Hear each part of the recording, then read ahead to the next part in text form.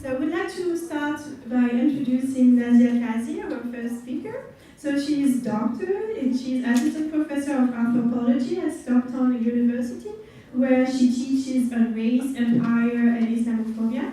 Her research focuses on how Muslim Americans represent themselves to the mainstream in the face of Islamophobia. She explores the rise of so-called respectability politics, in which Muslims are presented as patriotic allies in the so-called war against terrorism. She has spoken about the rise of good Muslim politics on TEDx Democracy Now! Impressive. And in the Chronicle of Higher Education, in addition to several academic presentations and publications. The second speaker is Sameera Khalfey. Dr. Sameera Khalfey is actually research fellow in defense, University of Portsmouth. She received her bachelor's and master's degrees from the University of Reading and PhD from the University of Hull, where also she lectured. Her doctoral thesis examined the intractability of relations between Islam and the West. Research continues to explore the cultural, educational, and religious interactions within the international system. Sameera contributed to DSTL's funded report, the moral, quote-unquote, the moral component of conflict, providing an Islamic ethical interpretation of war in Syria, and wrote DCDC commissioned report on deterrence, reconceptualizing the strategy for the 21st century. So how you can hear it, we have really high quality speakers this afternoon, and later on, as I told you earlier, we are going to welcome Yasser Laouti. He's a French human rights and civil liberties activist. His work focuses on Islamophobia, national security policies, and social justice for minorities. But without waiting another moment, we are going to welcome our two first speakers. Thank you so much.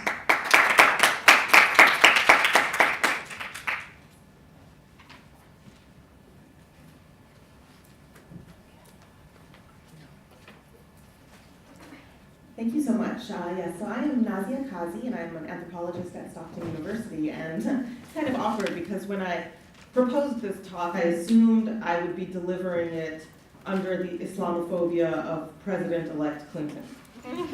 So instead, I'm delivering it under the Islamophobia of President-elect Trump, which is a whole other ballgame, really.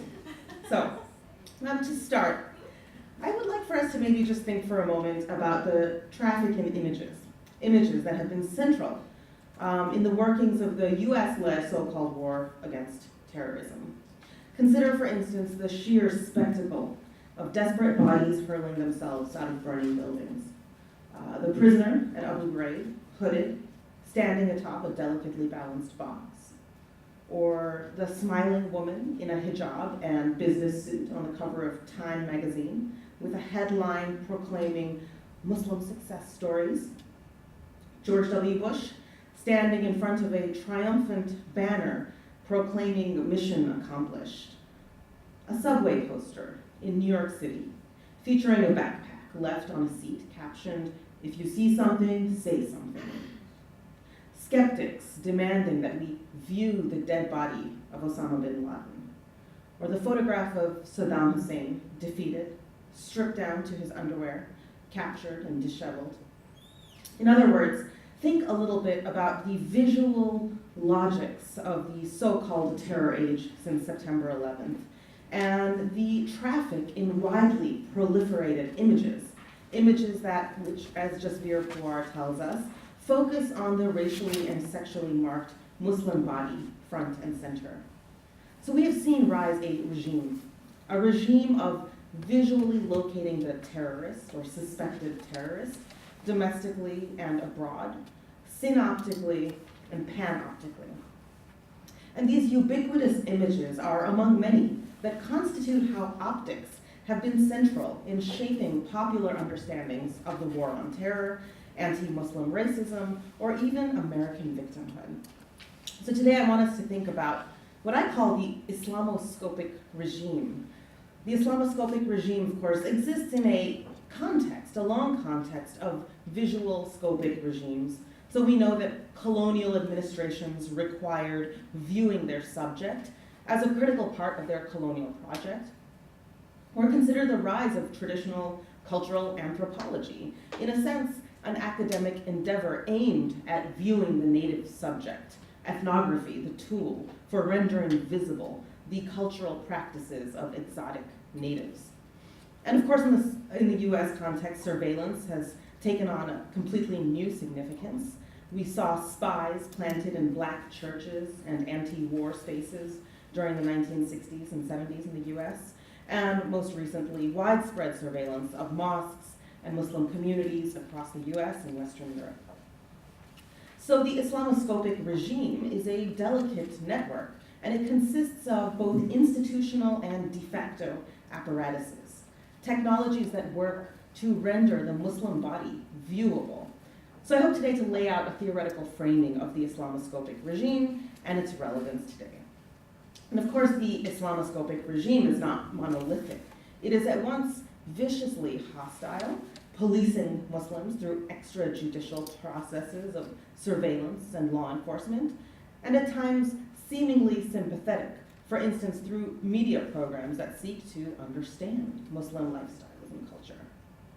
But regardless, the Islamoscopic regime is rooted in deeply unequal imperialist power relations, even the seemingly friendly desire to understand Muslims. For instance, a popular novel featuring Muslim characters, or a reality show meant to humanize Muslims living in Middle America. Each of these is deeply connected to entrenched structures of racism. So in 2012, when I was doing my fieldwork, I sat down with a young couple in Cincinnati. I'll call them Adam and Sameera, and we were talking about their experience living in the terror age in the US. And Adam remembered the post-9/11 moment, saying, Qurans were sold out and back-ordered at bookstores. University classes about Islam were over-enrolled. One news show or another always had some segment about who it is Muslims are. And it was like knowing Muslims, knowing Muslim culture, was a way to understand why these terrible things happened. So his words echoed what Laila Abu Lughod has called the consistent resort to the cultural, the peculiar sense that understanding Muslims as a cultural and religious group will help us understand politics, terrorism, global realities. Al-Sultani has talked about Muslim hypervisibility, and it is there that I really focus today, what it is that we mean by Muslim hypervisibility in light of the culture talk described by Abu Lughod. So the structures of panopticism describe a situation in which a few keep watch over the many, right? And so this mirrors the ways in which institutional Islamophobia has allowed surveillance of whole Muslim communities by a small elite cadre of viewers, the NSA, the FBI, or the NYPD, for instance. Yet there's also a concurrent sense that the many are watching the few.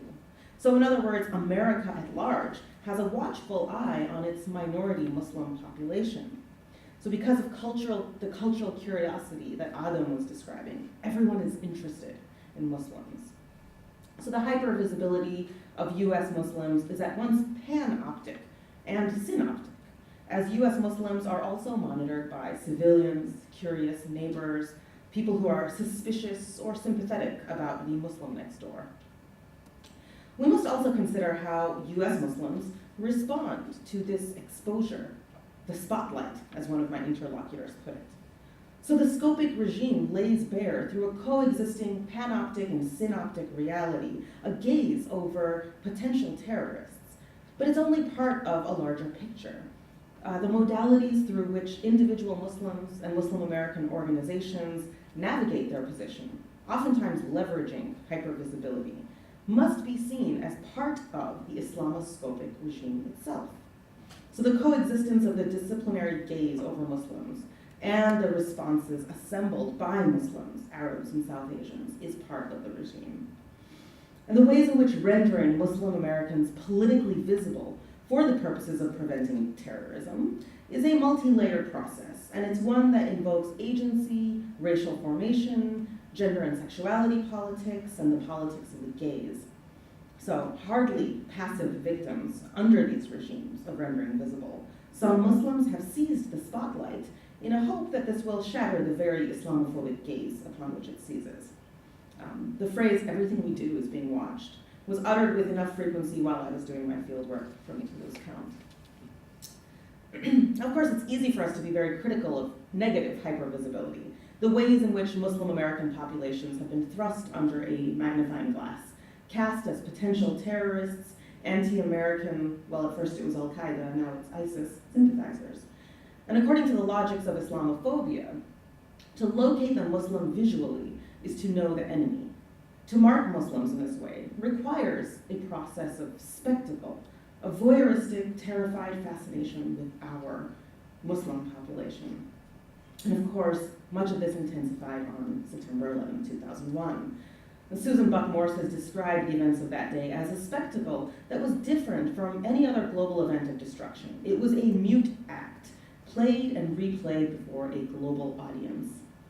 And the heavy trafficking in images ended up mobilizing patriotism, jingoism, compassion for American suffering, what Ashkar has called compassionate narcissism, that resulted from the most ever viewed broadcast television event ever. So 9/11 media coverage was over-dramatized, as Ashkar says, the result of deliberate action by the media. So images of anti-American Muslims cheering at the spectacle of the collapse of the Twin Towers circulated heavily, and American patriots could then vengefully cheer at the spectacle of Afghani defeat. So while most Americans can easily recall the images of jumpers on September 11, 2001, desperately leaping from flaming towers, few of us can conjure the image of flag-draped soldiers' coffins returning from Iraq. Of course, the US government had placed a media ban on such images. So the US, now as a military force, a political entity, exists in a permanent state of exception constructed through violent spectacle, a kind of scene that is readily viewed and consumed by a captive audience. Ground Zero as the scene, and good and bad Muslims as the archetypal characters, bring to life the apocalyptic dread of terror, using age-old media and Hollywood tropes as a foundation. And this spotlight is distinctly politicized. It empowers the state in its imperialist project of Islamophobia.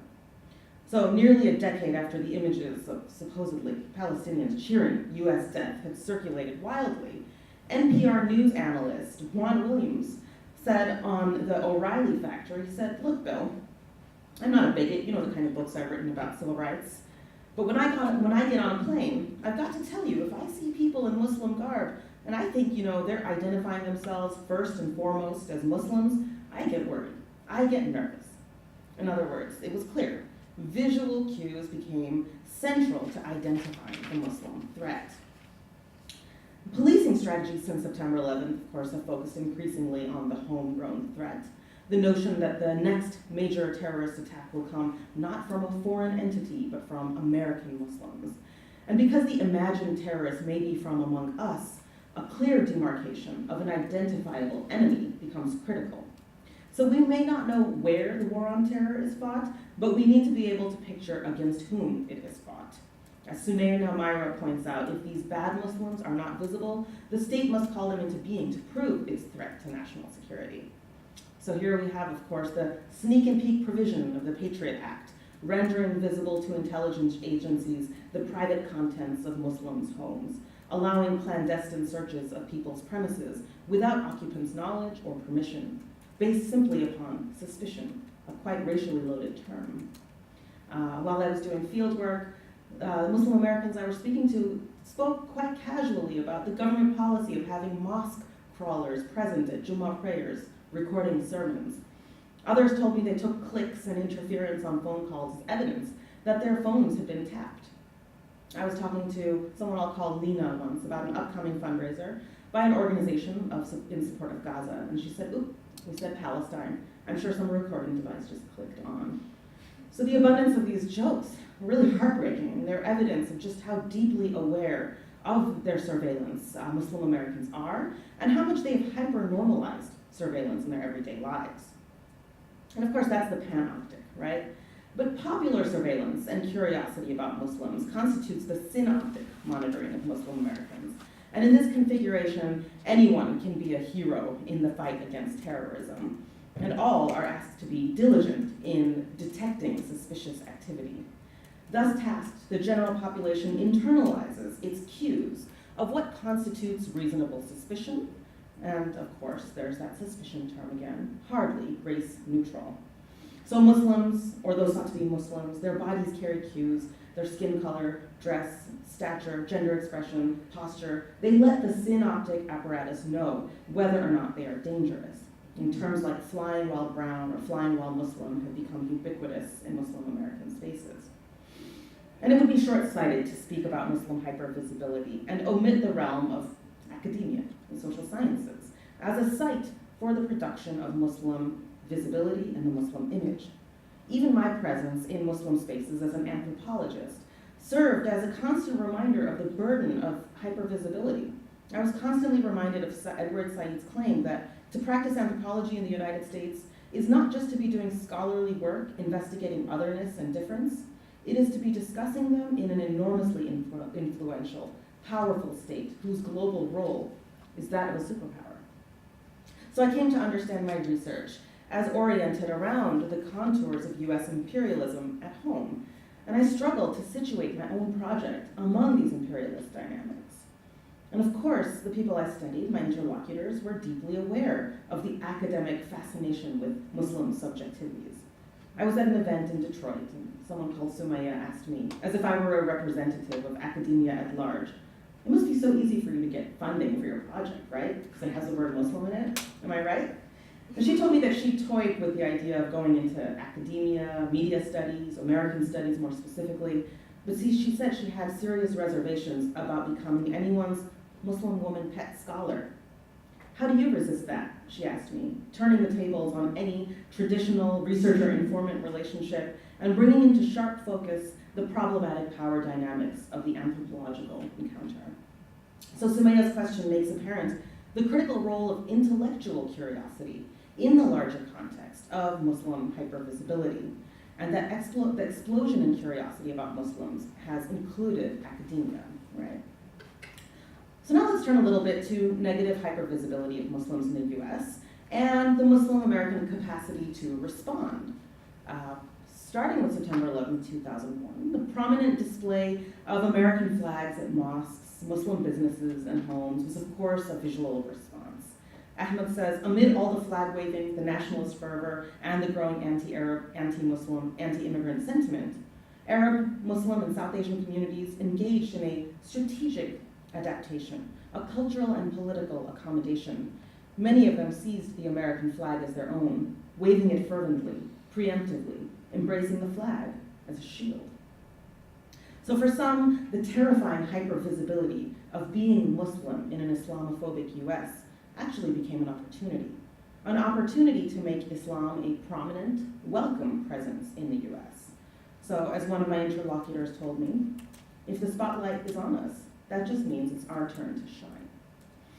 I spoke at length with a young man who designs and silk screens and sells Islamic-themed t-shirts with funny, whimsical phrases like, frisk me, I'm Muslim, or suspicious package in bright colors and eye-catching design.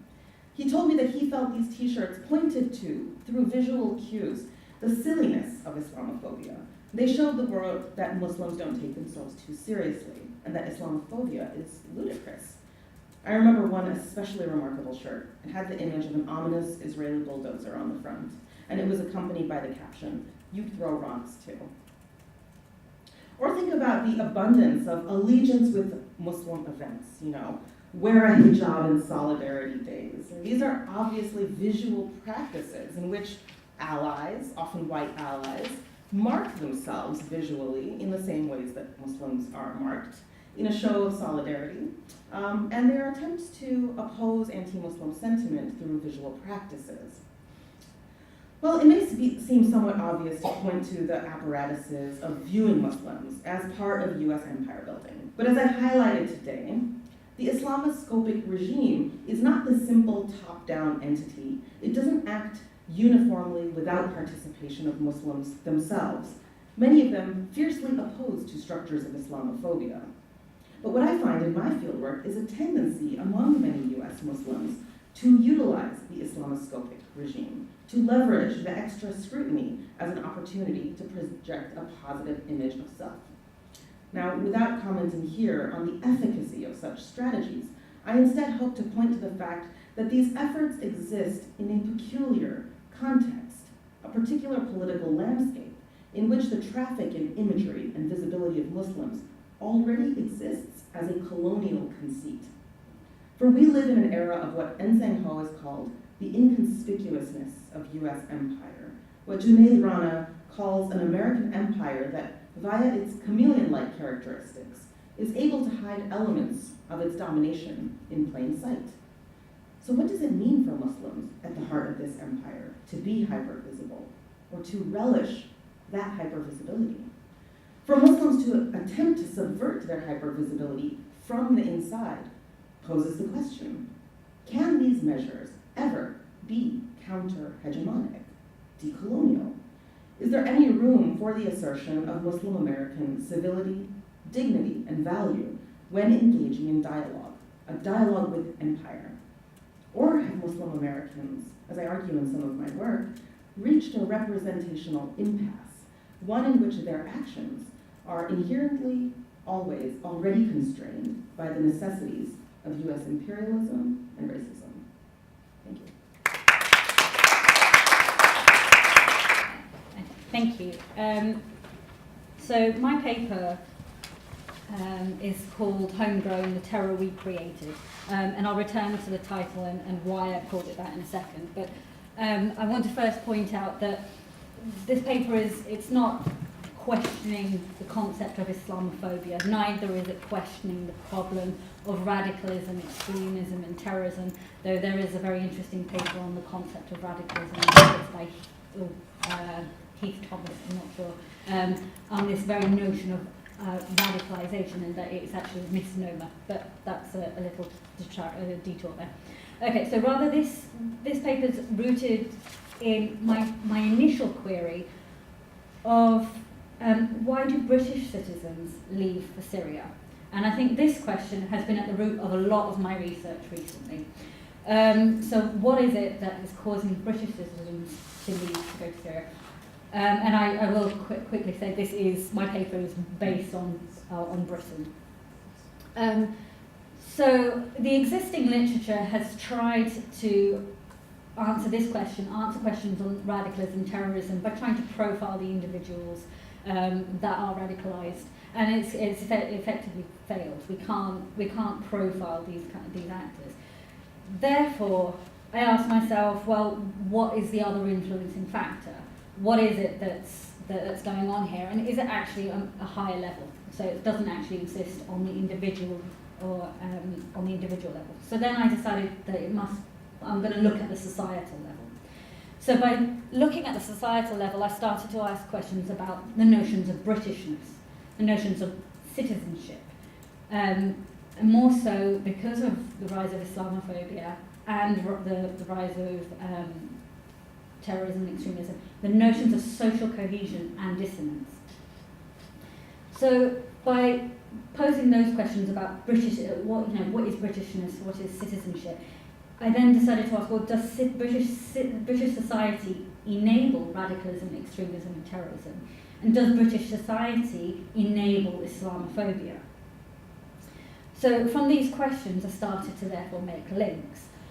And the link between Islamophobia and extremism, because ultimately the link there that exists is the societal level. There's something that's going on within society that can lead to these things. And specifically the structures of society and the formal policies that government has put into place that affects the social level. So political multiculturalism and British anti-terror legislation, so contest, and specifically the subgroup within that which is prevent. So they prevent the idea that the British government has put in policies that allows them to prevent terrorism and extremism. So I think it's from here that you get to the title of the paper, sorry, just the title of the paper, but Homegrown, the Terror We Created, because it's ultimately looking at the societal level. So the framework of this paper is rooted in the societal dynamics of British society, i.e. political multiculturalism. The current dilemma faced by British society is founded in its policy of multiculturalism, which has institutionalised difference instead of institutionalising equality through difference, as intended. This serves as the reasoning central to this paper, that it has been the failed implementation of multiculturalism that has allowed for the current threat from radicalisation and terrorism, that it is the failed implementation that has led to the delineation and alienation of social groups, and creating an environment of Islamophobia. This paper does not blame the theory of multiculturalism, noting its position within British race relations, but provides an understanding of the context of British Islamophobia, extremism and terrorism. And as Tariq Maudud's assertion that multiculturalism is not the cause but the solution, similarly overly simplifies the interplay with liberalism and British democracy. So blame does not serve any purpose in the attempts to eradicate terrorism, as it is rooted in a series of complex interactions that will not rely on multiculturalism alone. Ultimately, it's a security issue. So does the social structures, as I said, does the social structures and composition of the UK inhibit cohesive and cooperative relations between communities? So if I turn to the contextual elements of this, the multicultural roots of social dissonance are rooted in historic race relations and identity politics. And as increasing issues began to arise over equality, discrimination, representation, and the rights of the individual and community, race relations became a matter of identity politics. This was initially rooted in differing categorizations of citizenship. So the 1981 Nationality Act categorized 3 types of citizen: British citizen, British dependent territory citizen, and third, British overseas citizens. This opened up discussions over the claims to the concept of Britishness based on the rights of the state. Now, Sameera goes into a discussion on this notion of a claim to state and claim to territory, which I won't go into here, but it's an interesting way of delineating the problem further by saying, say France as well as Britain has the colonial history, and so those who are part of the empire ultimately also have a right over the colonial home and the colonial territory, and therefore have an extra identity linked to that type of citizenship. And further to this, Sameera also identifies the rise of Muslim consciousness, drawing on the work of Du Bois, claiming that the Muslim population has moved from self-consciousness in itself to self-consciousness for itself, i.e. ascribed identity, to self-constructed identity, i.e. a political identity. This progression of identity and representation at different levels has propelled the internal dynamics of British society into competing voices for equality. What threatens the ability to establish cohesion is thus rooted in the history of race relations and development of identity politics, as it began to divide and categorise the British population, as opposed to providing the means for each individual to be represented and equal to others. So the history of race relations and identity politics forced into play group dynamics supported by liberal ideals. This has led to increasing othering within Britain and the policies of multiculturalism that were intended to bring society together that actually divided. So beyond this foundational race relations and identity politics, interactions between communities are indicative of multiculturalism gone wrong. And the atmosphere of mistrust and Islamophobia undermine peace and accounts for the rise of the right. Terror threats, the increasing migration of British citizens to Syria, the insidious reach of IS, the Charlie Hebdo murders, the murder of drummer Lee Rigby, the Muhammad cartoons, the damage of 9/11/7/7, the repercussions of the satanic verses, all form part of the greater narrative of the failure of British society to understand and navigate its multicultural nature. Ultimately, this has impacted the domestic security in the United Kingdom and needs to be explored and addressed. The election of Sadiq Khan to Mayor of London spurned many concerned articles on the Islamization of London. Whilst satirical at best and a warning at worst, the fact that it was something to be commented upon is indicative of the divide that has occurred within society and within the most multicultural city of Britain. Brexit has similarly raised concerns about the levels of toleration that exist, as increasing incidents of racist abuse has resulted from the Leave result. Increasing tensions and the vulnerability of British Muslims to extremism, radicalism and terrorism requires an investigation into the societal factors that have bred this reaction. Where previous investigations have attempted to formulate psychological, behavioural, socio-economic profiles, they have failed. The incidence of the contention, conflict, I say they failed, I mean that's quite a broad kind of statement, but I'm going to go with it. The incidents of contention, conflict and dissonance indicate a far deeper misalignment of attitudes, beliefs and culture. Yet it is not only the negative, okay, this is where some people might say this is a little controversial, but yet it is not only the negative perceptions of Muslims that are influential and need redressing, but the actions of all Muslims also. And yes, this is a minority of Muslim population.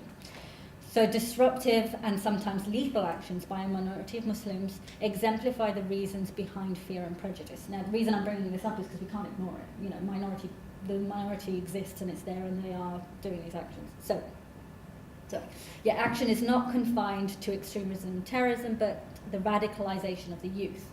So whilst concern and focus has been on mosques and madrasas and online forums and social media, the emergence of the Trojan horse scandal, sorry, I apologise, lost my place. The emergence of the Trojan horse scandal illuminated a new level of threat that, as Cameron stated, threatened British values. Now, I don't know if many people are aware of it, but the Trojan horse scandal was a case in northern or Midlands of Britain where there's a high population of Muslims, and a lot of the governing bodies of the school were usurped by a lot of the by the Muslim parents of the area, and it was said that they were pushing forward a Muslim and Islamic agenda in the schools, to the point that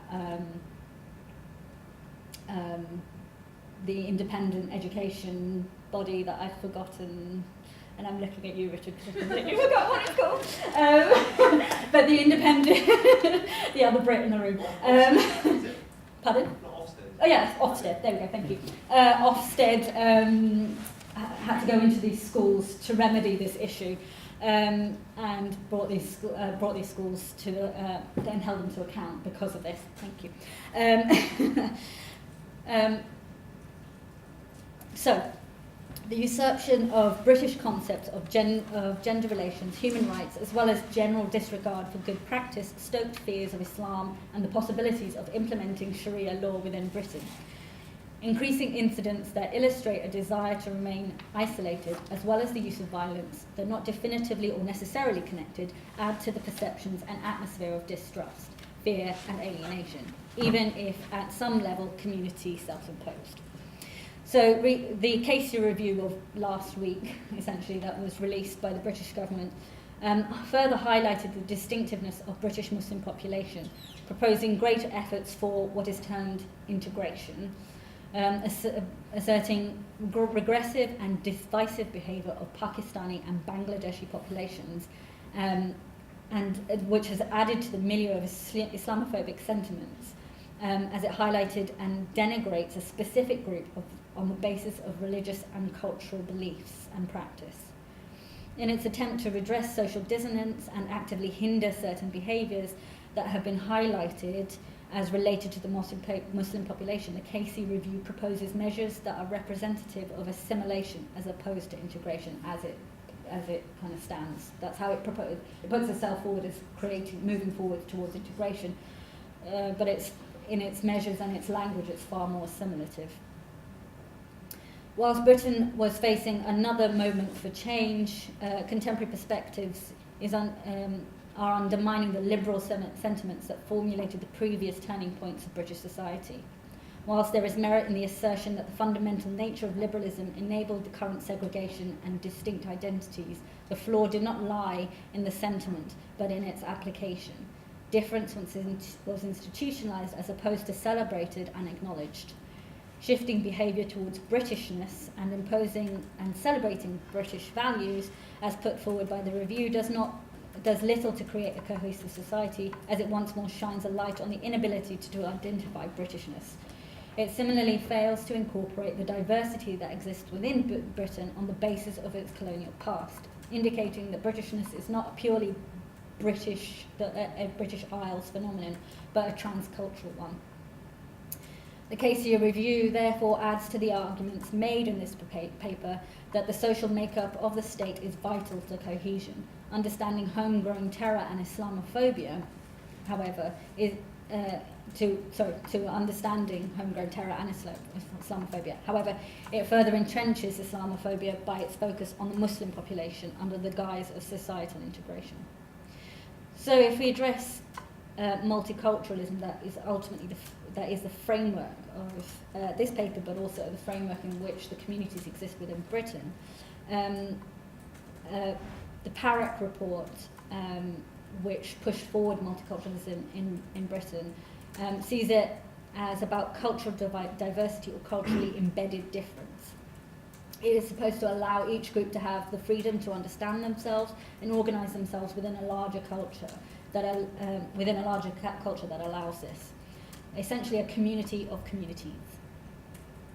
This brand of multiculturalism, and thus the multiculturalism that was institutionalised within British society, is rooted in liberal conceptions of human rights, identity and recognition. The 1969 report on race relations came on the heels of government's limitations on the migration of minorities to the UK and what has been described as the liberal hour. And this is why I was talking about we're kind of facing another moment, because it's kind of very it's mirroring this situation from 1969. Again, Britain's being faced with a questioning on migration, and what do we do beyond this? So a cohesive move towards liberal response to a social problem through discussion, bargaining and legislation was built on four principles: the equality of man, the international scope of morality, the Christian view of brotherhood, formal intervention and legislation. These sentiments and increasing multi-ethnic communities sought to address Britain's national identity and the desire for pluralism as opposed to integration. The 1969 Race Relations Report would form the basis of the Parrott Report of 2000, which similarly sought British identity within the structures of legislated and institutionalised pluralism. Each of these reports marked a turning point in British society, and Britain had to redress its self-identity in order to ensure social cohesion. Am I still okay for time? Yeah. Okay. However, each report was representative of increased fracturing of society. Instead of plurality, difference, alienation and ghettoisation resulted. Multiculturalism, as it was intended, was not fulfilled. Increasing efforts to provide for ethnic minorities and to eradicate discrimination weakened race relations, as increasing outreach programs saw the favoritism of some over others. Political multiculturalism institutionalized differences, forcing groups to become politically active to ensure representation. In doing so, this fractured society. It did so by promoting identity politics and pitting one group against another for support from government. Now, this happened within Asian population, minority populations, but it's also taken place even up until the contemporary day, so up until now, within the Muslim population itself. So the Labour government pushed forward the Muslim Council of Britain and financed that. It then decided, because of certain characters, it no longer favoured the Muslim Council of Britain, so it no longer funded that group, and then shifted its focus onto the Quilliam Foundation. So even within Muslim populations and the idea of Muslim representation, there is a shifting focus, because there is no recognition of what British Muslim is. So this highlighted difference, these shifting in groups and attentions by government highlighted differences as opposed to instigating common citizenship and thus dividing and confusing allegiances. A popular representation of this is the Norman Tesbit test, and this references how a lot of ethnic minority population, when they would go to, say, a sports event, notably cricket in this context, would not support England. They would actually support India or Pakistan. So that became known as the Nesbitt test. If you supported England, you were very British, and then you had assimilated. If you didn't, then it was a sign of darker things. So was multiculturalism and this failed implementation of political multiculturalism, the foundation of Islamophobia? So a society that is based on the liberal ideals of recognition, equality and human rights is surely the least likely to be the victim of internal fracturing, conflict and Islamophobia. I mean, that I would have thought that would be, it would be the least likely. And yet the liberal ideal has been the motivating force behind the establishment of multiculturalism, and at the same time it has led forward division and alienation. It was the liberal ideal that responded to the demographics of the British population and attempted to redress the inequality that existed. Both the reports above sought to break down and numerically evaluate society and the populations that were increasingly becoming present and seen and heard. However, the attempts to understand the role of the minority failed to take into consideration their role beyond that of the passive participant.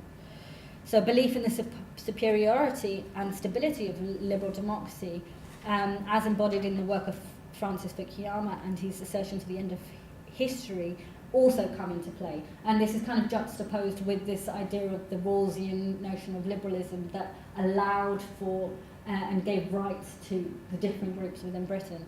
So you have that sort of Rawlsian liberalism, but you also have the push forward of Fukuyama and others like him who push forward the ideal of liberal democracy in order to create peace and cohesion. What this does is actually this attitude of superiority of liberal democracy, and this Fukuyama type of liberal democracy, superimposed upon notions of British values, has borne the rise of conservatism and fear. Increasing threats from radicalism and terrorism has resulted in Islamophobia and government policies that aim to eradicate the threat and address the internal cause. And it is the policy initiatives that further integrate the fear of Islam. The common nouns used in relation to British Muslims were terrorist, extremist, and militant and Islamist. So this was this is a quote from Ted Castle's Interculturalism book. And although reframed from their etymological origins, the nouns form the reasoning of Islamophobia. Yet this growing conservatism is not limited to Islamophobia. There has been a move towards conservatism that has manifested in the rise of the EDL, the English Defence League, Britain First, and the British National Party, as well as move towards independence by Scotland and the Brexit campaign. So it's not specifically, I wouldn't identify this as specifically to do with Islam. There is a general trend towards the right. Changes in society, in structure and character are reflective of increasing encroachment on the rights of the individual under the banner of security. Increasing conservatism and the bid for independence is a move to re-establish what once was and a fear of the other. The opposition to Muslim populations, as well as the United Kingdom in the case of Scotland, came in a bid to identify a cause of a problem, as well as a process of retreat in order to reformulate a sense of self and self-control. Shall I stop there? 2 minutes? Okay, so also prevent theory and contest. I'll wrap that up. But essentially, contest has also made things worse. So just as the societal structures that are in place kind of reinforce and make things worse, so does a contest against the anti-terror legislation that Britain has put into practice. And we touched upon this earlier today, the focus is overly on the Muslim population, of characteristics of Muslims, and while definitions, and we talked about definitions earlier, broadly cover ideological, fascist and so forth, and financial issues, it is very much supported by extrajudicial or extra-governmental reports on Islamic extremism. And so there is a push to identify Islamic extremism as so it may push forward its anti-terror legislation and anti-terror measurements. So a few statistics for those of you who like that. So statistics show that stop and search procedure adopted by police was used in the year ending September 2015 was up by 31%, and 53% of whom were self-ascribed as Asian, British Asian. 8% of those stopped were arrested, and an increase of 2% from the previous year, with continuing upward trend of the last 15 years. So this again questions the measures that are in place. I think also it should be noted that the measures that have been taking place over the past, 2016, 15 years have all have ultimately been reactive. There hasn't been a consideration in the actions that are taken with due time taken to consider the social implications and the social structures of society, and this is born out of the failure to understand the plurality of British society. So where are we going from here? What is the solution? Can Britain be patched up and re-identified as British, or are we just looking for palliative care? There has been increasing research into interculturalism as opposed to multiculturalism, but ultimately we're left back at this concept of dialogue, which has always tried to be pushed forward. It doesn't seem to be moving any far forward. So essentially the question's still out there, the problem's still out there. But acknowledging the social composition, the social structures and the social dynamics that exist is vital to kind of creating a step forward in social cohesion and eliminating social distance. Thank you. And I apologise for that.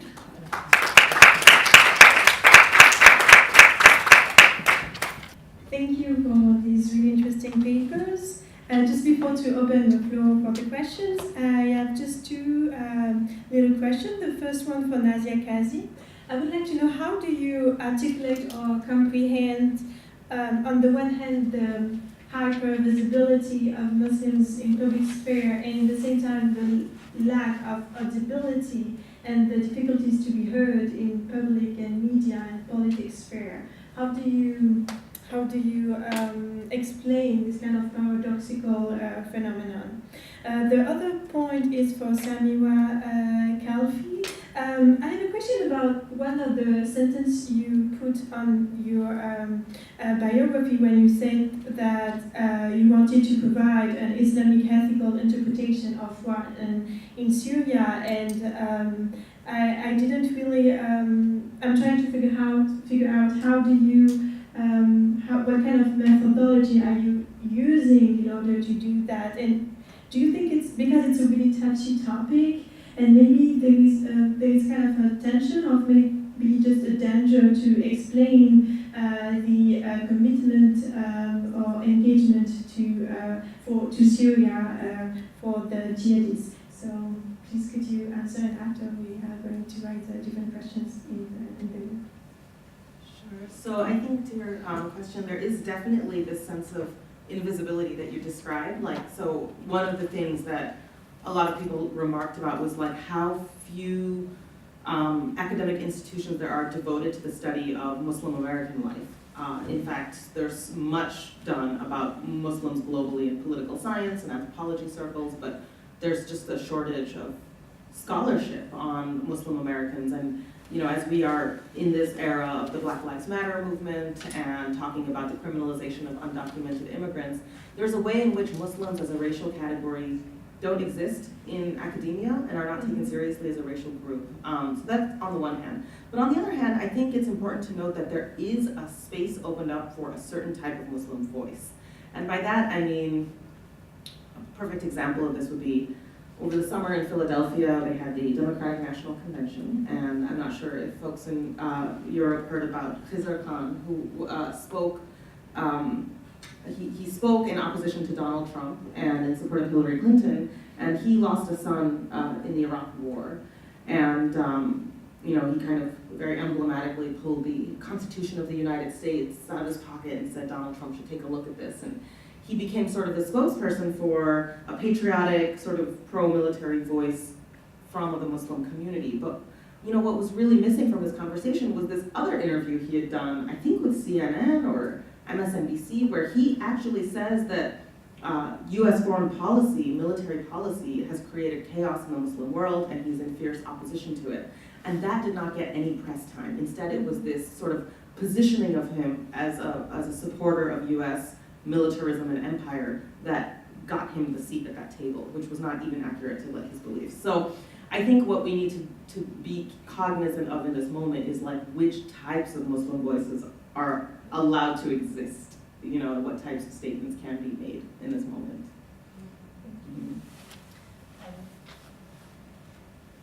Yeah, so this was a paper for. You should maybe use the So that the paper on Syria was it was a paper for government essentially, for one of the MOD's investigation of whether you can apply ethics to conflict situations. So when I looked into that, I provided the Islamic perspective in the sense of can we identify an Islamic just war theory essentially, just as the West has just war theory that's rooted in the Christian tenets and Christian proposals of how to conduct war. I try to deconstruct if there can be a similar perspective and from the Islamic viewpoint, and therefore is there something fundamentally within the way maybe the Middle Eastern states operate that may be different and distinct from Western states when they conduct conflict and war, that would cause dissonance in any kind of operation that Britain takes in Syria. So the methodology was to pull apart essentially, because I had a colleague that was looking at jihadist concepts of ethics within conflict. So I specifically took the traditional perspective and looked at the Islamic sources of whether there exists a sense of just war theory, and then compared it to actually how the states interacting within Syria. And ultimately, you see within Syria very much a realpolitik existing. And while you may have the rhetoric of Islamic theory, there are questions of whether ultimately the notion of ethics within warfare exists. I wouldn't say uniformly, but it does exist. There is a certain they exist, but not necessarily are adhered to from both sides of Western and Islamic. So we have time to take a few questions. Thank you very much, both speakers. This is for Sameera, on a British perspective, I think. I forgot what the education thing is again. So Yeah, that's okay. That is one point. You talk a bit about how there needs to be some focus, certainly within the British context and maybe other contexts, on some of the more maybe unsavoury activities of groups and organisations and communities within the Muslim communities in the UK, and that needs to be kind of adequately addressed. And you, sort of along those lines, you looked at the sort of the Trojan horse controversy. A lot a lot of the stuff around the Trojan Horse controversy were, of course, very sketchy, and of course was sort of overhyped in the media, and really no kind of concrete findings have actually come out of the investigation, as far as I understand. So I was wondering whether you could comment on whether, whilst I sympathise with what you're saying with that, whether that sort of puts too much focus on Muslim groups who are actually conducting legal activities, albeit boisterously and in a very kind of highly politicised and public way, but whether there's too much of a problematization of, say, within a context of UK where there are faith schools, why are we problematizing Islamic kind of issues being brought into school, or why are we problematizing political groups that are taking an Islamic stance but are still acting well within their rights within the law? I think with regard to the Trojan horse scandal, there are limits to what a school can put forward, and so when you're talking about the idea of problematizing legal action, I think there's a I would kind of question whether what the schools and the governing boards were doing was actually legal, in that it doesn't fit with the framework of the scope of what a school is able to do. Yes, we need to then look at all faith schools and not just Muslim ones. However, in this case, if you are putting forward the reports that came out were that there were discriminatory actions taking place against the white populations within those schools. So again, I think it is acknowledging that those situations occur, and it's not to discourage or remove any kind of prominence of Muslim populations within the society, or allowing them to undertake undertake their lives as they wish and as they choose under the liberal principles of, you have equal rights and able to represent, and you should be able to live as you choose. However, that doesn't mean that we create excuses either. And so it's about acknowledging where things have gone wrong.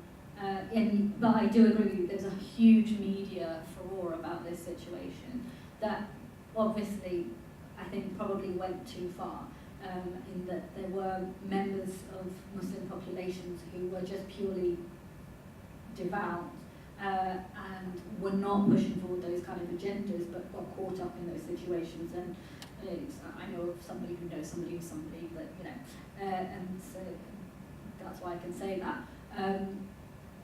But ultimately, by using that example, it's about acknowledging where things go wrong. And I think that's vital in creating social cohesion, in that it ensures that people are held to account. And whether that be Muslim or non-Muslim. So it's pushing that concept of equality further and saying, yes, we can be held to those standards as well.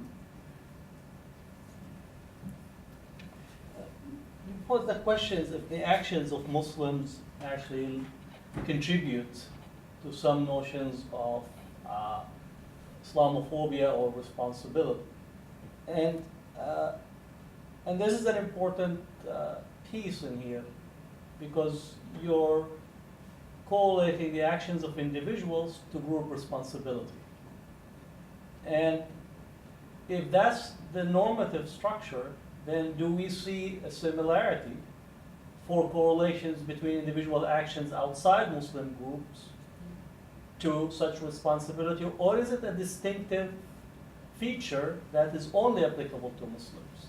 Because unless we make that as the normative, then again we're using that category of Muslimness as a specific category that is to be governed by exception.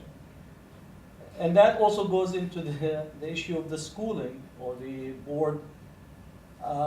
It is within local democratic process for people to reflect their specific desire to have schools that represent their over all social, cultural, political, economic, and religious interests.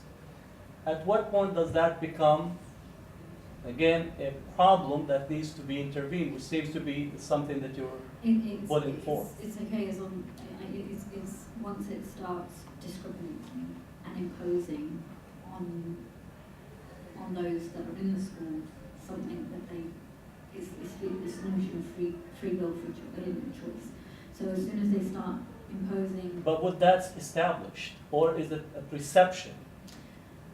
Because there's a distinction between a perception versus an actual case where they are imposing. For example, if somebody wants to have a place of prayer for the Muslims, and an Islamophobe sees that this is an infringement about their consideration, while they did not problematize the place of the church down in the same environment, then is that really an infringement, or is it an Islamophobic imaginary? No, I think that's not quite the distinction that needs to be made. I think it's ultimately, if in a comprehensive non-faith school, I was being told that I had to teach dressed in certain ways, or I had to where there was a fundamental prohibition on certain actions that had nothing to do with the way I was teaching or the subject that was being taught, there would be a problem there. And just so there has to be it has to be comparable to what is okay in a non-faith school. So I'm not saying that that there are, we have to hold faith schools to a different standard that therefore actually pushes forward the Islamophobic agenda. I'm not saying that. I'm merely saying that there has to be standards of education, standards of practice, and what is okay for staff members and for pupils, and so that they do not feel that they are being discriminated against within the workplace, within their school place, and that should be a general concept that's available, that is in faith schools and non-faith schools. I do agree with your point that there is problems when we start to concentrate on, say, the individual actions or the groups, the small groups, and then how it interlays with the community, and the actions of a few become the actions of the whole. And it's something that I do touch upon in the paper, but I didn't really speak about. That is a huge problem for the Muslim population, and it's something that pushes forward, so the actions of one will become the actions of all. How do you eradicate that? And I agree with you, that is a problem and pushes forward Islamophobia. I think I need to work on that a bit further in order to put my word in, maybe to make sure that that's a bit clearer. Maybe I could expand on this. Yeah. We had a conference on Islamophobia in Bosnia, in Sarajevo, and one of the keynote speakers was Jack Straw. And he was on the stage and basically directed his comments to all the Muslim participants in the audience, including myself and a bunch of other researchers on Islamophobia. He says that 9/11 is the important mark in history that we need to engage in. And then he called on Muslim theologians to basically challenge terrorism and so on. Yeah. Now, he was speaking, and the conference was in the Sarajevo library that had 2.5 million books was burned. Mm-hmm. And literally from the window you see the graveyards from the Bosnian genocide. And I challenged him on, one is, why should we as a community be responsible, and why shouldn't he take responsibility for the policy of invading a sovereign country? And why don't he apologize from the stage? And he refused to do that. Yeah. So again, in here the actions of Muslims are correlated with the group responsibility, while the action of a politician who actually had the policy, invaded the sovereign country, and the concept of just war is basically was in the freezer, but yet we're being asked to constantly contemplate whether we have a just theory, just war theory, even though that as a community globally do not constitute any legitimate threat. So I'm trying to quiz that the questions that are being asked results in the answer to solve imperial questions. And I've been trying to constantly say the set of questions we ask produce the answers that are not reflective of the questions that we need to ask. Is there any more questions? Because we just have The- 5 minutes left.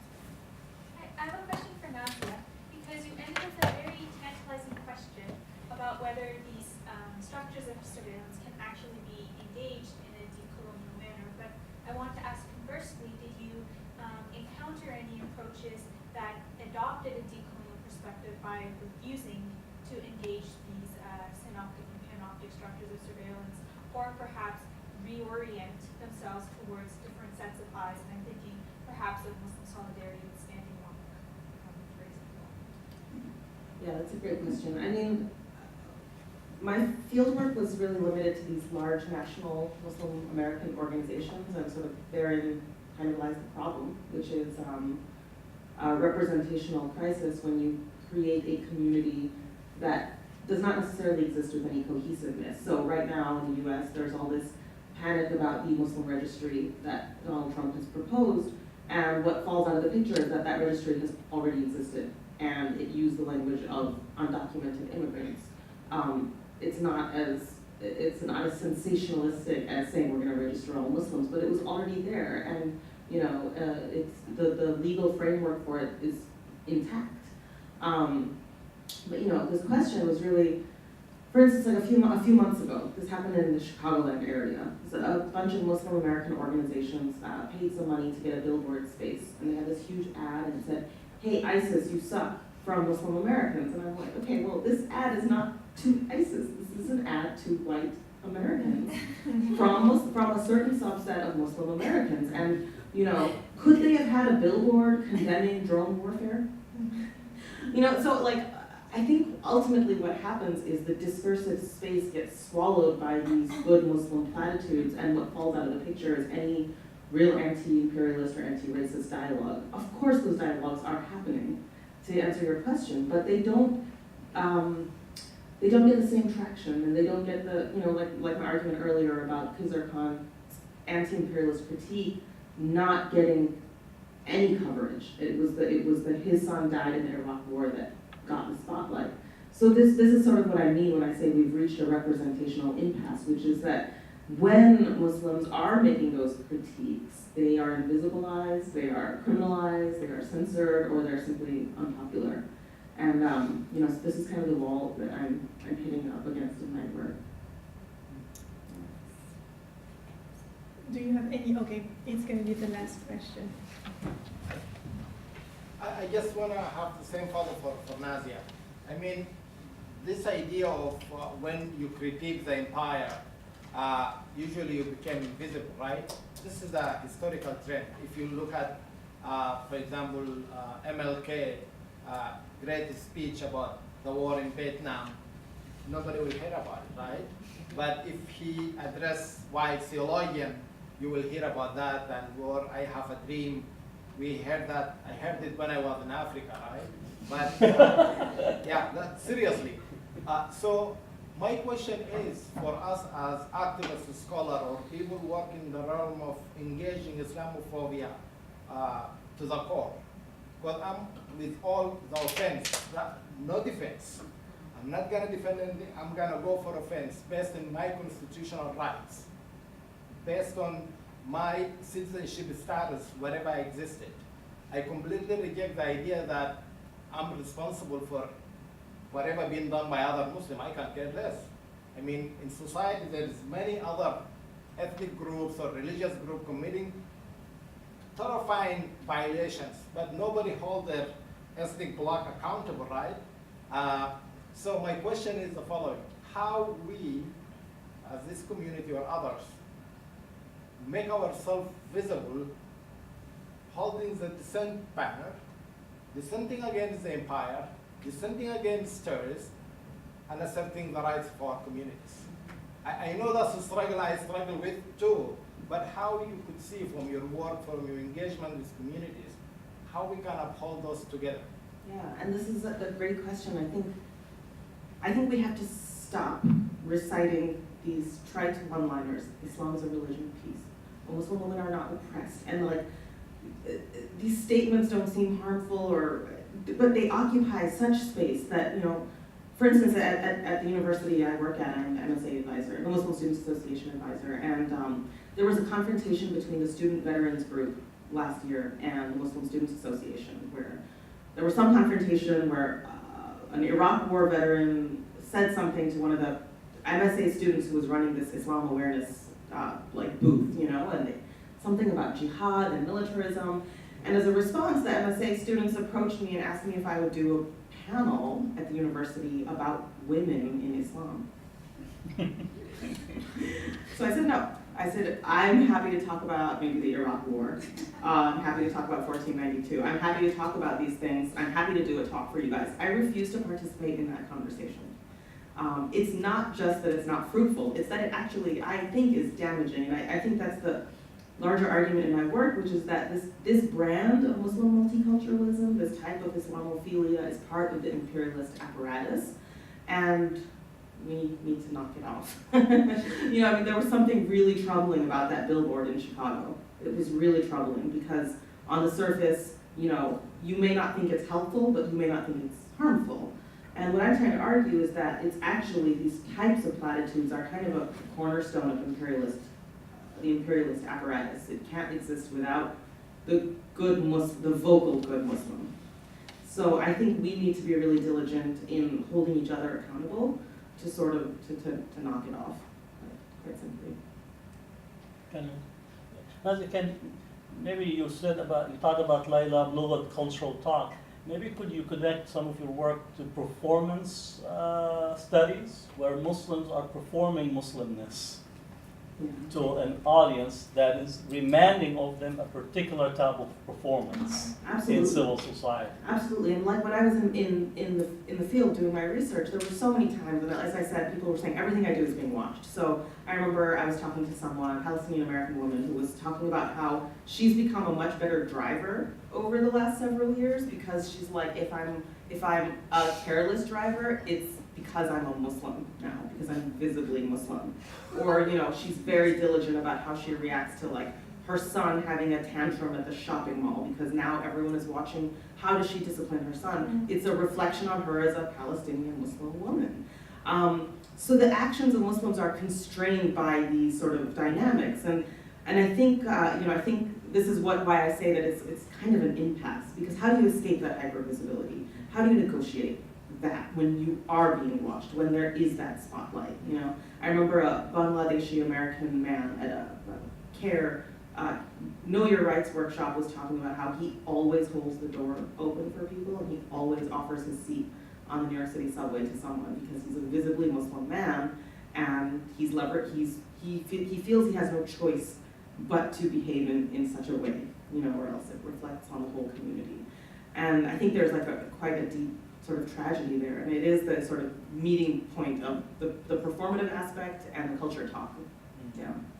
It's not a question, I just want to comment on what you said, because I don't know if that's a specifically Muslim problem though, because I'm not Muslim, but I've been an immigrant my whole life, and that's the thing that I need to always be conscious of. But in every case, I have to not just be following the rules, but I have to be better than the rules. Because if I don't follow the rules, I'm not just me who's making a mistake, I'm all the country that I seem to represent that's making a mistake.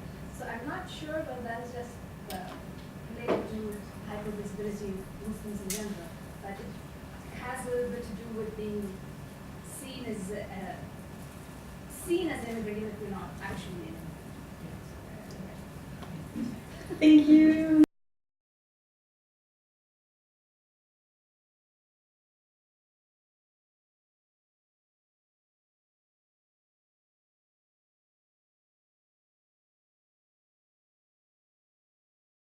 Ladies and gentlemen,